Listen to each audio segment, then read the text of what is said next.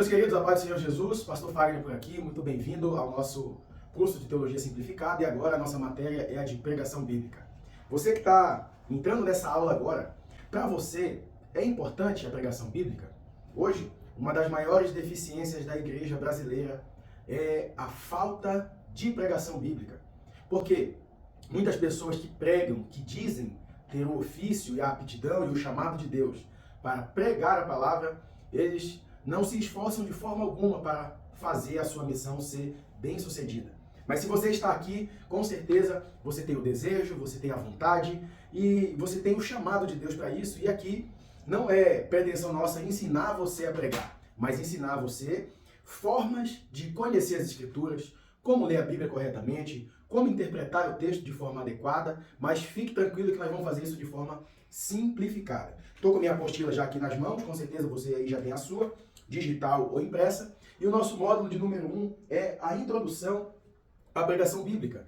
O que vamos aprender hoje, meus queridos? É muito interessante isso. Hoje nós vamos entender a verdadeira missão do pregador, nós vamos aprender a fazer um bom devocional e vamos aprender a ler a Bíblia de forma correta, que é um vídeo adicional que eu vou colocar para vocês, tá bom? Então vamos lá, pessoal.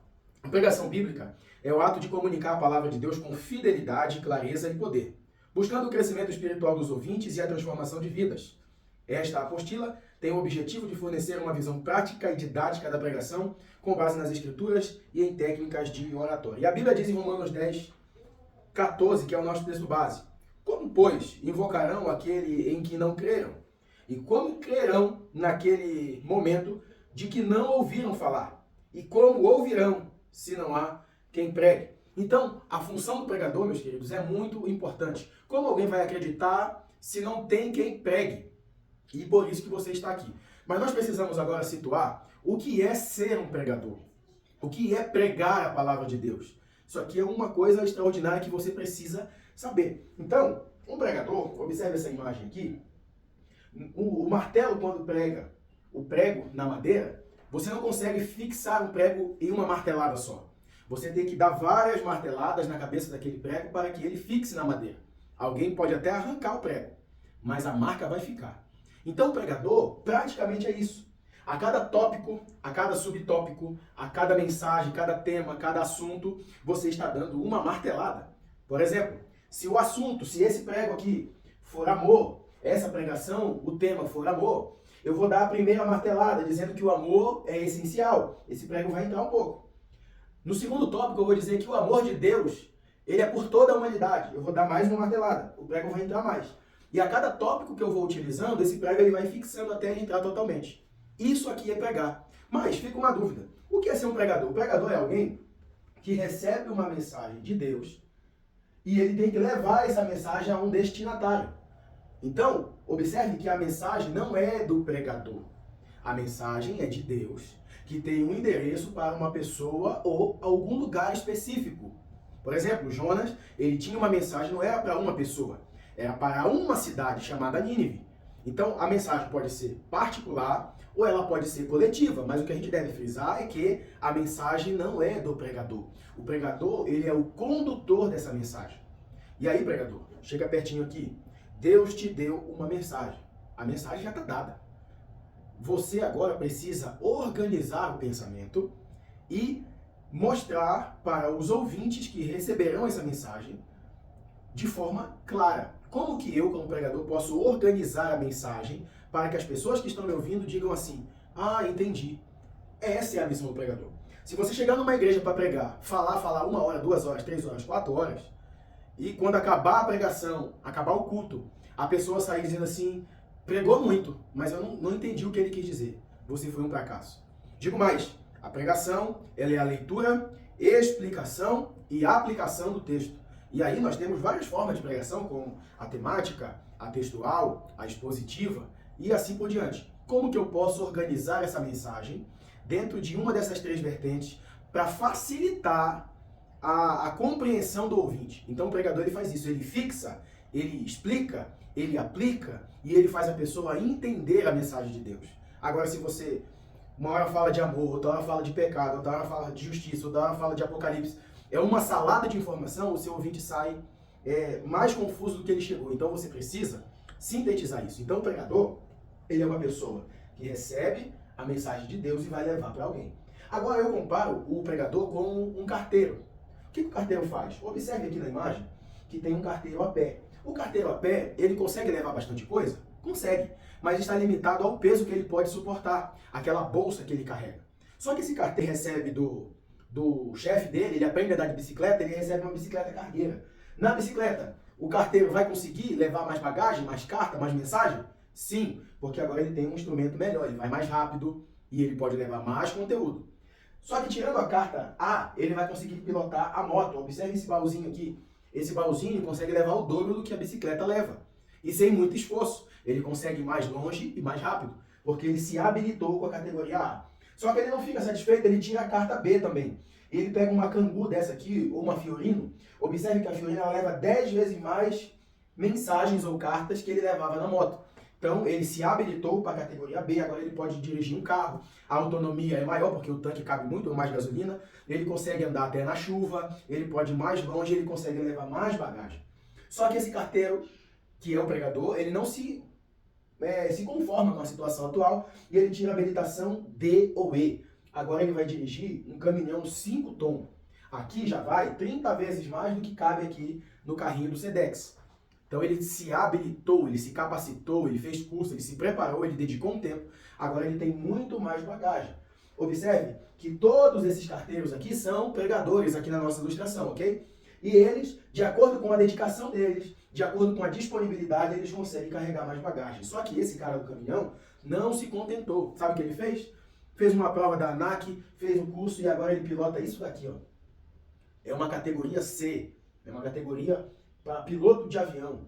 Aqui ele leva a bicicleta, ele leva a moto, ele leva o carro, ele leva o caminhão aqui dentro. A bagagem dele é muito mais, ele pode alcançar lugares muito mais distantes, com muito mais efetividade. Mas eu não posso colocar qualquer um para pilotar um avião desse. Tem que ser uma pessoa habilitada. Então observe que a missão do pregador depende muito dele. O chamado Deus já tem para todo mundo pregar o evangelho. Agora, a diferença é que você vai ter condições de levar bagagem mediante ao seu esforço. E eu quero já parabenizar você por estar aqui nesse curso de teologia simplificada, porque através desse curso, com certeza, Deus está te ensinando muita coisa. Você olhando para trás agora de tudo que você tem aprendido, visto e ouvido, você já tem uma habilitação muito maior. Eu não sei se para carro, eu não sei se para moto, eu não sei se para caminhão, eu não sei se para avião, mas o importante é que você está dedicando tempo, se preparando para isso. Isso aqui é muito importante, tá? Então o pregador, ele é esse carteiro que leva a mensagem. Eu quero destacar aqui que a mensagem que o pregador está levando não é dele, é de Deus. E agora, como ele vai levar essa mensagem vai depender dele, tá bom? Isso aqui é muito importante a gente destacar também. E aí, pessoal, esse pregador, ele precisa tomar cuidado com algumas coisas, né? Ele precisa se dedicar em algumas coisas. Por exemplo, ele precisa ter o hábito dessas três aqui, que é a revelação, a investigação e a inspiração. Explico rapidinho. A revelação é quando ele abre a palavra, que é a maior de todas as profecias, e ele recebe uma revelação de dentro do texto, dentro do contexto, porque texto sem contexto é pretexto para a heresia. E aí ele pega naquele contexto e ele tem a revelação da mensagem que Deus quer transmitir. Mas para isso acontecer, ele precisa ter o viés de investigação, procurar o original, pelo menos três, como é que eu posso dizer, referências bíblicas, traduções. Ele pode pegar uma NTLH, que é a nova tradução da linguagem de hoje. Ele pode pegar a NVI, que é a minha aqui. Ele pode pegar uma Almeida Revista Corrigida, Almeida Revista Atualizada. Ele pode pegar uma Bíblia interlinear. E cada uma versão vai falar uma coisa, ele vai investigar o que está acontecendo. E aquilo vai trazer luz para ele. E é aí que vem o terceiro passo, que é a inspiração. O Espírito Santo, que é autor da Bíblia, que mora dentro de mim, ele vai me inspirar para que eu observe a mensagem que Deus quer transmitir através de mim, pela investigação e também pela revelação. Isso vai acontecer quando vir a inspiração. E isso aqui é muito poderoso, tá? E aí, pessoal, o pregador, ele precisa se focar em pelo menos três coisas. Você que é pregador, você precisa se dedicar muito ao que é bíblico, o que está na Bíblia. A Bíblia interpreta a própria Bíblia. Você deve beliscar de vez em quando o que é extra-bíblico. Eu coloquei a foto do História dos Hebreus, de Flávio Josefo. Flávio Josefo não era crente. Ele era um historiador judeu. E dentro dessa obra tão maravilhosa que ele escreve, muitas coisas do Novo Testamento são explicadas. Só que isso aqui é extra-bíblico. Eu posso usar isso daqui para compreender melhor o texto bíblico, que às vezes a Bíblia não explica muita coisa. Tá? Então eu devo beliscar um pouquinho disso aqui. Eu não posso pregar sobre Flávio José, como eu já vi muitas pessoas fazendo. O meu foco é bíblico, mas eu posso usar o extra-bíblico para entender o bíblico. E eu devo evitar o antibíblico, como aborto, casamento do mesmo sexo, adultério e assim por diante. Então, o que é bíblico eu consumo, o que é extra-bíblico eu belisco e o que é antibíblico eu rejeito totalmente. Isso aqui é muito importante a gente destacar. E o pregador, ele deve evitar duas coisas. A primeira, a especulação. E a segunda, a manipulação. Por quê? Tem muito pregador que, por falta de conteúdo bíblico, ele fica especulando coisas que não têm sentido. Isso cai em heresia. E outros usam a palavra de Deus para manipular as pessoas para conseguir o que eles querem, como dinheiro, oferta, manipulação de pessoas, domínio sobre as famílias, as pessoas. Por exemplo, eu vi um vídeo hoje na internet, minha esposa mandou, de um pastor muito famoso, dizendo que a gente tem que se subjugar a pastores, porque o próprio Jesus se subjugou ao sacerdócio de João Batista. Eu achei um absurdo, porque ele especulou, porque João Batista não foi sacerdote. Ele foi profeta, o pai dele foi sacerdote, mas João Batista não foi sacerdote. Então as pessoas, elas querem, para continuar obtendo autoridade sobre alguém e receber honra dessas pessoas e dinheiro, elas querem ensinar distorcendo o texto bíblico para que as pessoas sejam vassalas dela. Não precisa disso. Se você é um homem de Deus, se você é um pregador da palavra, você não precisa manipular ninguém.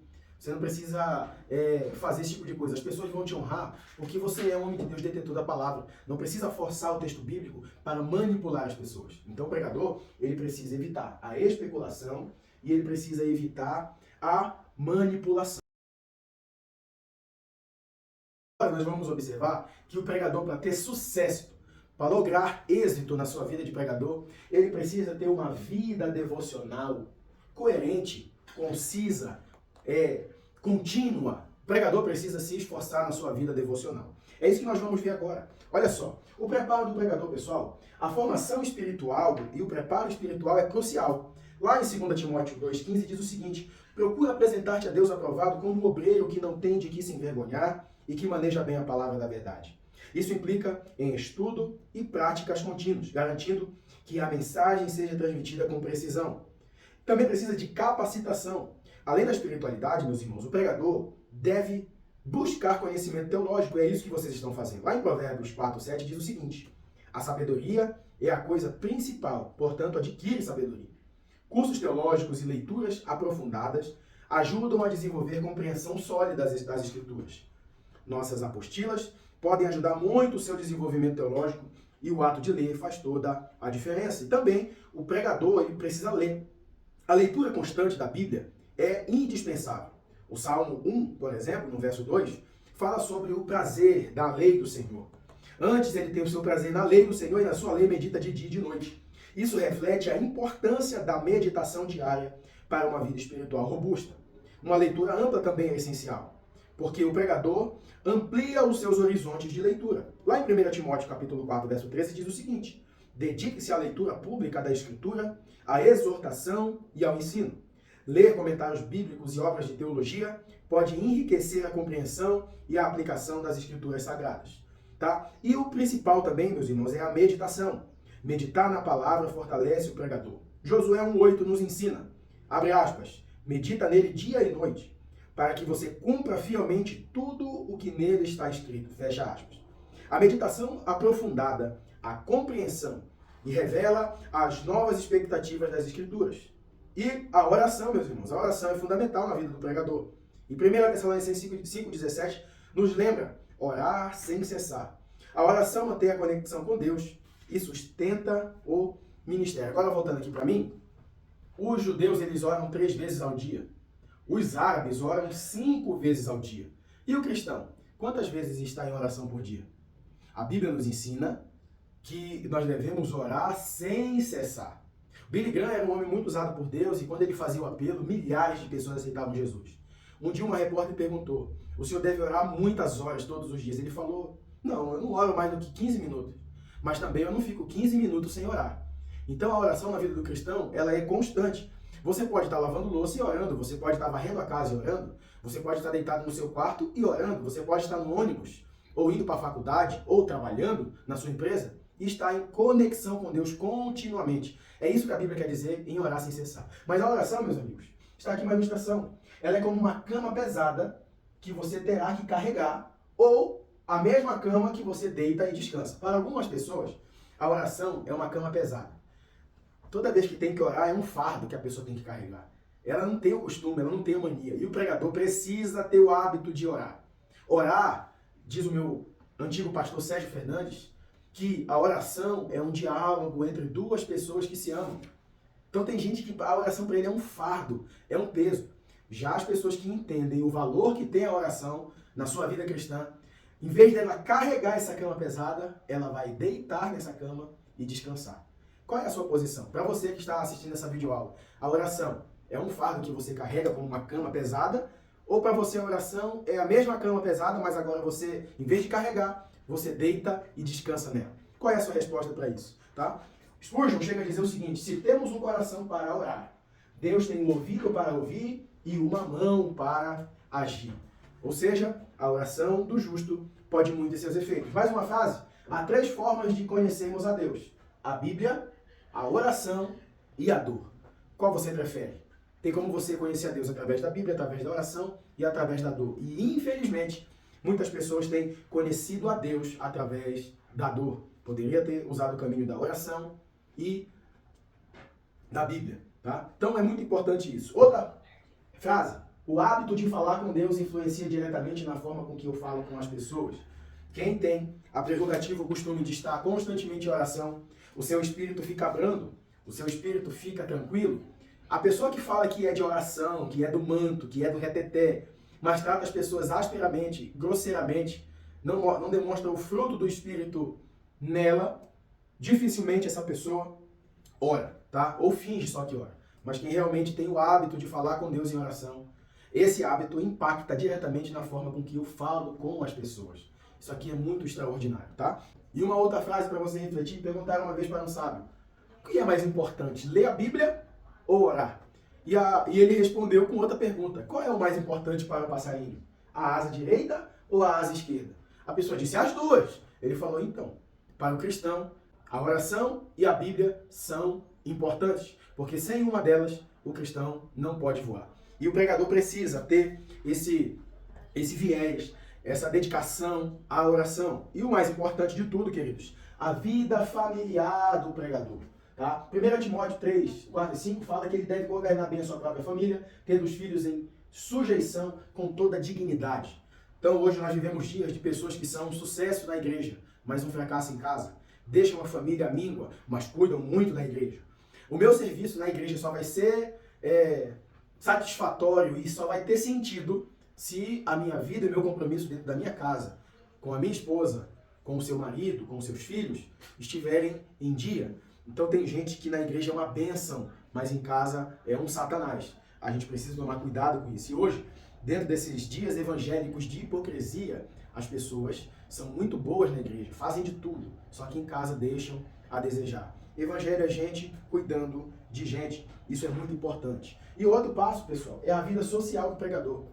O pregador, ele tem que ser um exemplo para os fiéis, que já é difícil, porque a pessoa é fiel, ela já é um exemplo. Então o pregador ele precisa ser um exemplo para os fiéis.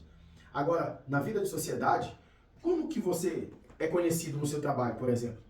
Como que você é conhecido pelos seus colegas de trabalho, pelos seus vizinhos ali do seu bairro, da sua região? Então a vida social do pregador, ele precisa ter relacionamentos saudáveis e ele precisa ter um bom testemunho público. Porque um dos primeiros requisitos para o obreiro é ser irrepreensível. O que significa ser irrepreensível, meus queridos? É não dar às pessoas oportunidade ou legalidade para elas puxarem a sua orelha ou chamar a sua atenção. Outro passo importante: a vida ministerial do pregador ela precisa ter serviço e dedicação e uma liderança servidora. Infelizmente tem pregadores que só servem à igreja quando eles estão com o microfone na mão para pregar. Mas quando não está acontecendo culto, quando não é a hora de você pregar, qual é a atividade que você exerce dentro da sua comunidade cristã? O pregador, ele pode entregar cesta básica, o pregador ele pode visitar os necessitados, os doentes, o pregador ele pode ajudar a limpar a igreja, ele pode ajudar no serviço social, ele tem que estar, ele deve ser o primeiro a se oferecer, a estar apto, a ser voluntário para fazer a obra de Deus. Mas, infelizmente, queridos, muitos dos pregadores, eles só são vaso quando eles estão com a oportunidade. É para isso que esse curso vem, para mostrar para você a importância de tudo isso. De que você não é só homem e mulher de Deus quando os holofotes estão ligados. Você é homem e mulher de Deus também na hora de colocar a mão na massa e fazer algo para o Senhor. Isso aqui é muito extraordinário. E eu quero terminar essa aula introdutória com a frase de Martinho Lutero. E na sua apostila vai ter um QR Code que vai te levar para a história desse homem. E você vai observar essa frase lá, tá? Ele já era bacalaureus em Bíblia, doutor em filosofia, ele já era um cara da teologia, master, sabe, muito inteligente, acadêmico. E aí convidaram ele para ser pregador da cidade de Eisenberg. E aí ele não se sentiu digno, porque ele não se sentiu preparado. Olha só, o cara tinha todos os títulos possíveis dentro da teologia e dentro da religião cristã. E quando convidam ele para ser pregador, ele solta essa pérola aqui, ó. Não é de pouca importância que o homem fale no lugar de Deus. Se você, que é pregador, assume uma tribuna para trazer uma palavra para a igreja, e se você estiver sendo bíblico, fiel ao texto sagrado, não é você que está falando. É o próprio Deus que está falando através da sua boca. Olha que pérola, que oportunidade, que presente que Deus pode te dar. Mas se você estiver sendo fiel ao texto sagrado, é o próprio Deus que fala através de você. Isso aqui é muito importante. E Martinho Lutero reconheceu o peso dessa responsabilidade e disse: não é de pouca importância que o homem fale no lugar de Deus. Isso aqui é muito poderoso. Que Deus te abençoe, que Deus te guarde. Eu vou ficar por aqui. A próxima vídeo agora que virá vai ser como fazer um bom devocional e depois como ler a Bíblia de forma correta. Eu tenho certeza que esses vídeos vão enriquecer você e vão ajudar no seu conhecimento das Escrituras Sagradas. Que Deus te abençoe em nome de Jesus. Até mais.